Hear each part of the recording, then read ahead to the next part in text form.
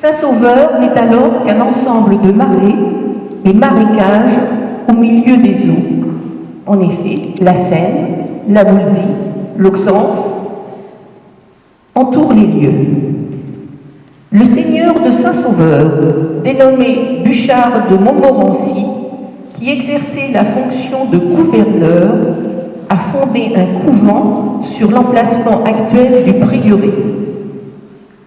Ce couvent, dédié à Saint-Benoît, a servi de refuge pendant plusieurs siècles.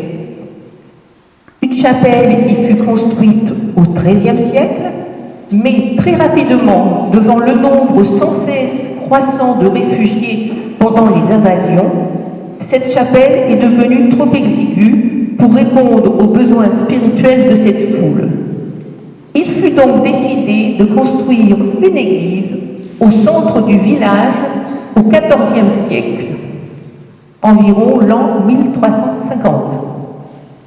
C'est à cette date que les moines du prieuré firent don des 42 stalles, toujours présentes ici, que vous avez dans cette église.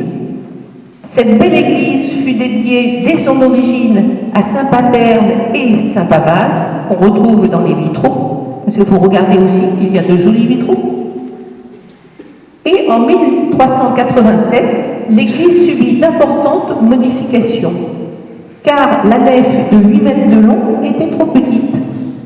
Les seigneurs et habitants des villages voisins apportèrent leur aide pour prolonger la nef de 20 mètres. En 1403, Saint-Sauveur fut érigé en commune et les habitants obtenèrent un privilège. Ils eurent la faculté de surmonter la première nef d'un clocher. Et ce sont les moines du prieuré qui léguèrent 2 cloches à notre église. Cette église était administrée par le prieur de Saint-Sauveur, qui assumait la fonction de curé sous le contrôle des moines de l'abbaye de Bonneval, à laquelle le prieuré de Saint-Sauveur avait été rattaché, et le tout sous le contrôle de l'archevêque de Sens.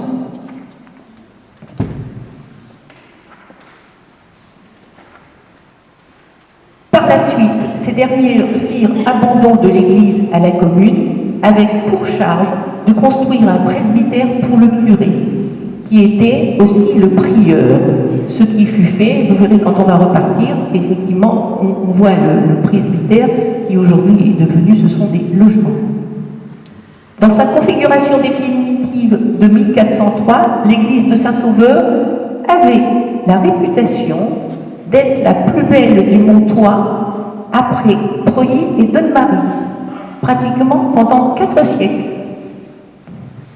Mais en 1793, au moment de la Révolution, Saint-Sauveur ne fut pas épargné. L'église et le prieuré furent en partie saccagés et fortement endommagés. Le prieuré fut entièrement détruit et laissa la place à une maison d'habitation. En 1808, la commune, ne pouvant restaurer l'église faute de moyens, se résigne à démolir une partie de la nef. Mais c'est en 1835 que fut prise la décision de la destruction totale de l'église. Et cela, la destruction de cette église, à l'époque, fit polémique dans le village. Et c'est le baron Andréu qui proposa la reconstruction d'un nouvel édifice et qui posa la première pierre de la nouvelle église où nous sommes aujourd'hui rassemblés et où furent réincorporés les matériaux, le mobilier, les statues qui avaient été précieusement préservés.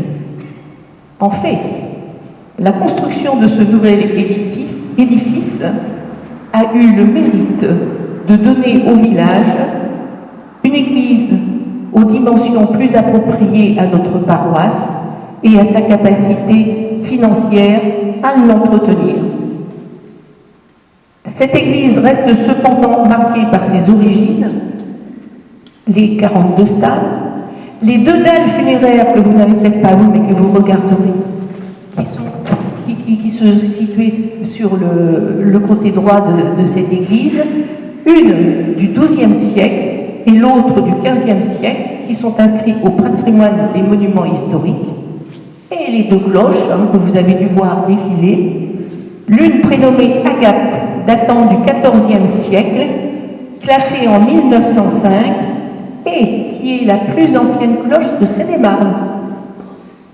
Et l'autre prénommée Marie, datant du XVIe siècle, classée au patrimoine des monuments historiques en 2007 à l'initiative de la commune.